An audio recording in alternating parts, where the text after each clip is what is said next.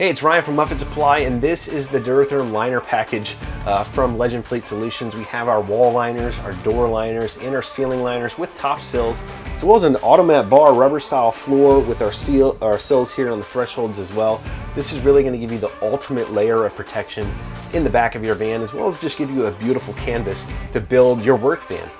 Now these liners are going to protect all the sheet metal that's back here. They're also going to help control temperatures and reduce road noise. The liners you can get in either a textured gray finish like we have here, or you can get them in white. Now when purchasing a Legend liner package from Upfit Supply, we give you the wall liners, the door liners, and the ceiling liners. We make it optional to add the sills, and we make it optional to add a floor. This is the automat bar style floor. It's a rubber style floor. It's about a 1/4 inch thick. It is flexible, so you can feel some of the ridging in the floor here. We also make it so you can buy the Stabiligrip, which is a rigid style floor. Think of almost like a layer of wood or plywood back here that's going to give you a nice rigid finish, as well as the Evolve floor, which is kind of like the Stabiligrip, but it's a little bit lighter.